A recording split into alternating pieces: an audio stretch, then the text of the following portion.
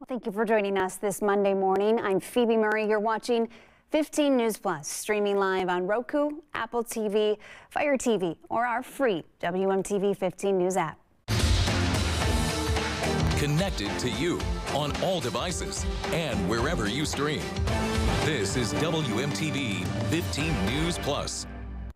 Tomorrow marks 1 year since the shooting at Abundant Life Christian School here in Madison. 2 people were killed, 14-year-old Ruby Vergara and 42-year-old Aaron West. Many more lives changed. While the pain of that day was felt by the community, we want to take some time to highlight how everyone came together in the aftermath. That includes first responders, local businesses, and others who opened their hearts and gave support, rising to the challenge. When first responders rushed to the school on the city's east side on that Monday, more support for students, staff, and parents came in the form of four-legged friends. Custom K9's Service Dog Academy trains dogs to become service animals. And on December 16, 2024, Custom K9s were at the school, providing some comfort for students, staff, and parents. I think events like yesterday can be really overwhelming, right? That trauma and how our brain and our body and our nervous system holds that and kind of encodes that and remembers that. And so our dogs really kind of offer this space for people where they maybe don't have to talk about it. It wasn't just the direct school community who got some of the animal therapy. That next day, Custom K9s stopped in at Dane County Public Safety Communications to support 911 operators. The group has been in the Madison area for more than 15 years. Back in May, Dean Health Plan by Medica made a major donation to help Custom K9s expand their work and get help to more people. So today we do want to highlight this organization that continues to help people on their healing journey. WMTV's Ellie Pomerleau is live at the Custom K9s Service Dog Academy. And Ellie, walk us through how they have expanded their mission since responding to ALCS 1 year ago. Good morning.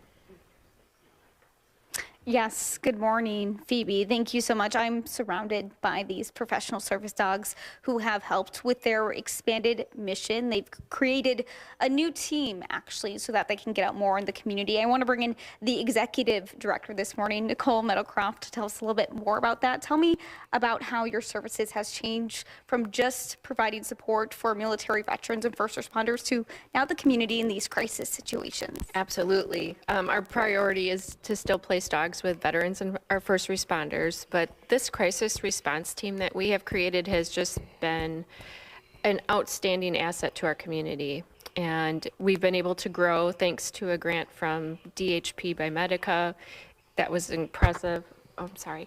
And they were able to fund the expansion of our program to include more training for our volunteers that go through the crisis intervention stress management training and peer support training, and then also expand the number of dogs that we were able to bring in that are available to deploy if we get that call.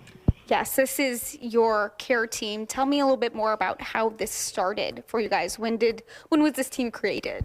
It was created shortly after another school incident that we had in the area, and watching our dogs on that deployment and our service dogs being able to use the skills that we have taught them to mitigate that situation for first responders, staff, and students. It was really outstanding, and I sat down with my team and said, we have the dogs, they have the training, it works, let's form an official team and launch that for our community.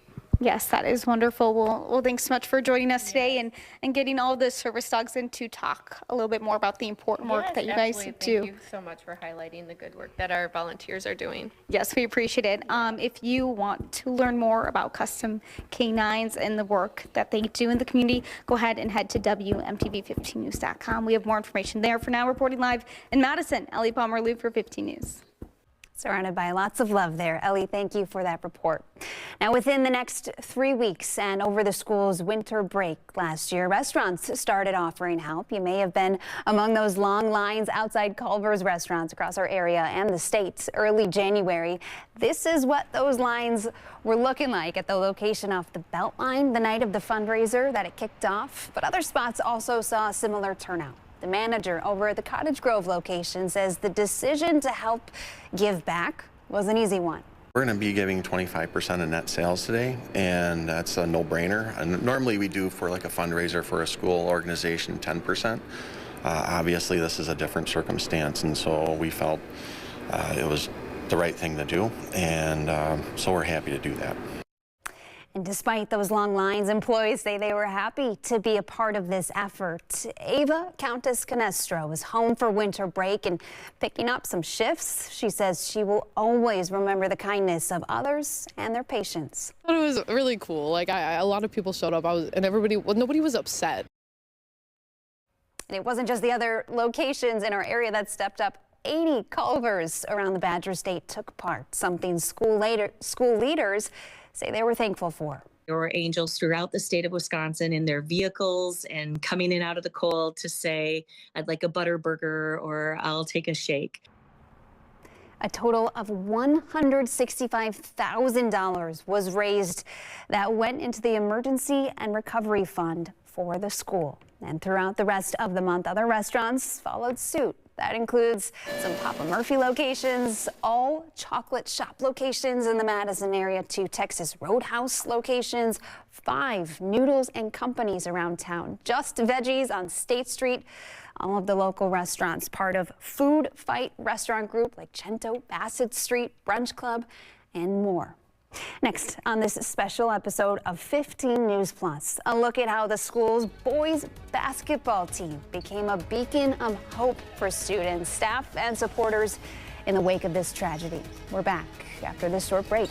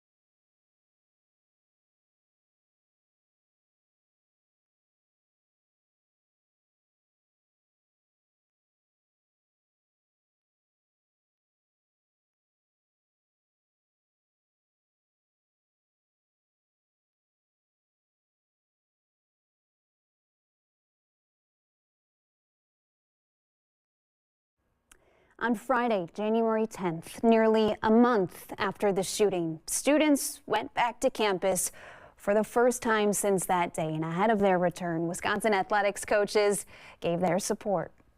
I'm Coach Luke Fickle, and I want to send a message of support to the families and the community of the Abundant Life Christian School. Just know that our whole Badger team is thinking about you. We're here to support you in anything that we can do, and to let you know that our prayers are with you. Hey everyone, Kelly Sheffield here with Badger Volleyball. Just want to let everyone know that we're thinking of you over here. Have a great day. As the school year started again, so did athletics, with challengers once again getting back into the gym, rising to meet the season with teammates. And that includes the boys basketball team, who made it to the Division V state basketball tournament even before they stepped foot into the Kohl Center for that playoff game. The team had already won. WMTV 15 sports director Mike Jocks sat down with the team during their playoff run. Take a look. The light has come into the darkness, and the darkness has not overcome it.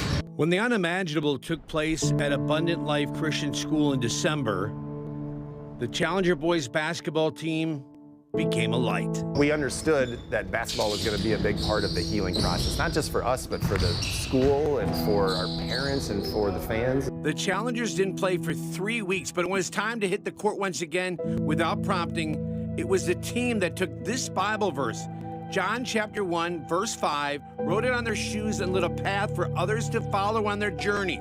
Twin brothers and team leaders Jonah and Jacob Kuhn explain why that Bible verse is so important to their team and their school.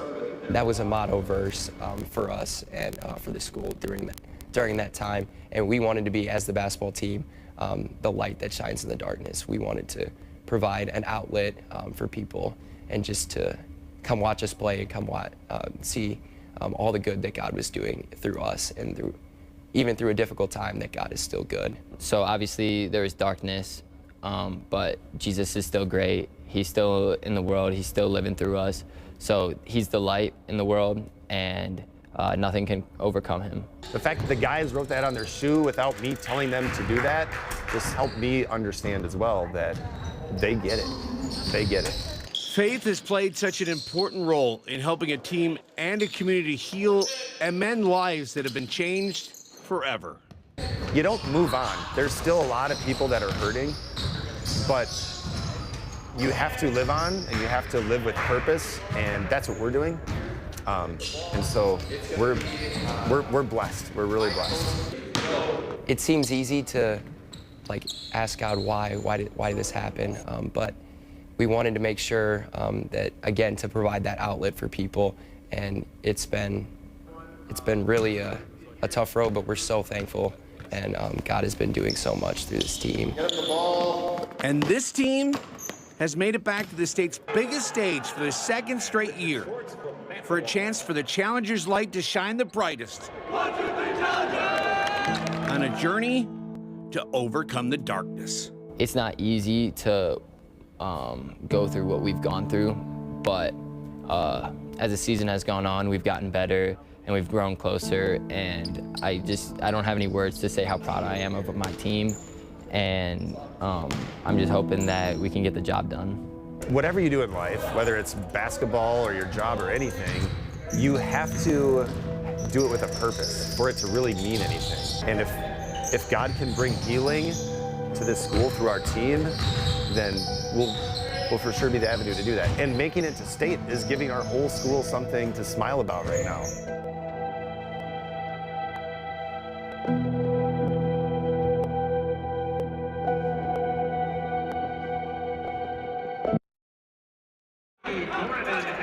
Now in the state semifinal game against Sheboygan Lutheran, the Challengers' season ended. Final score 80-51. Coach says this playoff run was extra special. The thing that gets me choked up is just thinking about each and every guy in the team, each and every person in the stands, just kind of has their own story with what they've been through this year. And to know that our basketball team gave them some joy and some happiness, something to come around, something to get excited about, something to be happy about. I just am so, so grateful. I'm so thankful we had a chance to do that and to be part of the healing process for our community. This marked the second straight year the team made it to the state tournament.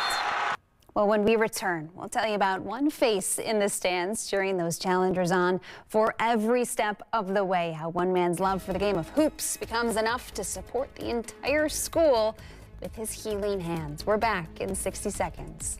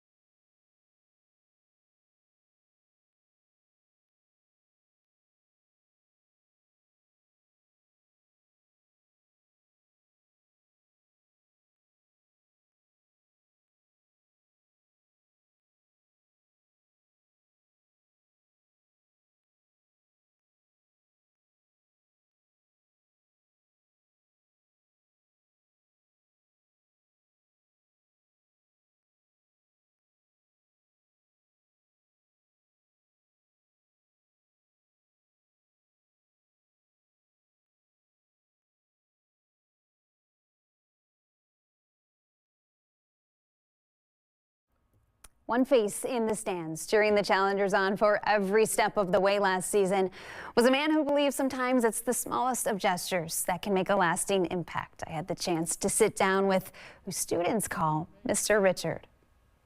These two fingers have handled a lot of beads. Living out his retirement in Stoughton. Somebody'd say, "Oh, I like your bracelet. Could I have one like that?" Mr. Richard Yes. keeps busy with beadwork. It's fun. I like to do things for other people to make them smile. He's crafting for a cause after learning about the deadly shooting at Abundant Life Christian School. One night, I'm sitting in my room, and I thought, what can I do to help these people? Let's make bracelets. As Madison mourned, Mr. Richard found a way to help the healing process. I knew those kids needed those as soon as possible. I tried hard to make as many as I could. Stringing together more than 500 bracelets for the Challenger community, giving them a reminder of their strength. And they kept saying, yeah, they needed a few more. Called to do something for the people he knew were hurting, including the players on the boys' basketball team. I watched every game that they played. You know, I got to know a little bit about the kids. As a way to say thank you, ALCS asked Mr. Richard to attend a game. But I didn't expect what I got when I got there. Sitting on the sidelines, the crowd cheering in gratitude. When the starting lineup was introduced, those boys came over, bumped knuckles. And the students later present him with a handmade sign. Many kids' signatures on it, a big thank you. At the end of the game, all the players came over, surrounded me. It was a very emotional night, but a wonderful.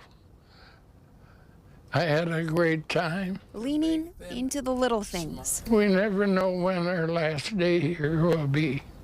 Counting his blessings, one beaded bracelet at a time. Keep supplying me beads so I never run out of work.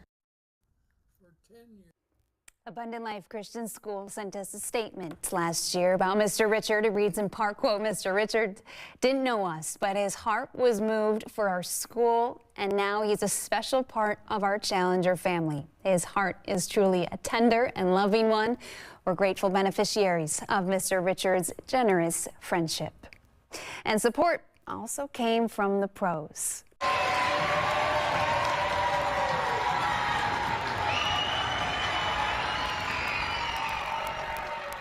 There's some Green Bay Packer players stopping by the school back in April as part of their tailgate tour. The visit was a surprise, and the school thanked the Green and Gold Packers for their big support. Well, you may have noticed this tree outside of SSM Health's clinic on South Stoughton Road. It's been growing there since late April of this year, put in place 4 months after the deadly shooting. And this tree is serving as a living reminder of that day, with this site being used as a reunification center for families to see each other again on that day. Leaders say it serves as a reminder to support neighbors. I am a person who likes to have something to be able to physically connect to, and I think that this tree will provide that and give people something to look at to say, we have roots here with that school, and those roots are going to continue to grow, and that relationship will never end. Raising voices to helping parents and students of the ALCS community made a music video in the wake of the shooting that was released in late May of this year. The song is called Light Shines in the Darkness, and the man who wrote it, Travis Agnew, says he wanted the song to be a resource. I hope they realize that everybody's going through a struggle. Everyone deals with grief and loss, and you can reach your arm out and you can be that love and that support for someone in the community. Students also painted a mural as they recorded the music video, which was later presented to the school. First responders also honored in the aftermath here. Members of the Dane County Sheriff's Office, they were honored in October for their support that day. The city of Madison held a private night of reflection and healing and gave the Sheriff's Office recognition. And another honor here, Division Chief Dan Williams of the City of Madison Fire Department is the 2025 First Responder of the Year for the 79th Assembly District. He served for 30 years in various roles. In a statement, Representative Lisa Subak says Chief Williams was instrumental in the response last December, adding in part, quote, his experience and coordination helped ensure victims received immediate expert care. Chief Williams' steady leadership has strengthened our community in its most difficult moments, and I'm deeply grateful for his continued commitment to keeping Madison safe. Our coverage of the ALCS school shooting. 1 year later, one community continues with powerful stories airing throughout all of our evening newscasts. We're going to bring you stories from healthcare heroes, fire and police first responders, school safety leaders, and many others who were directly impacted. So thank you for joining us here on this special streaming episode. Add WMTV 15 News to your Roku, Amazon Fire, Apple TV, or Google TV today and never miss a moment of 15 News Plus. Rethink how you get breaking news. With Local News Live, you get the big national stories direct from local reporters. Authentic, unfiltered, live where the story is. Local News Live, always streaming, always free. We now join Local News Live, already in progress.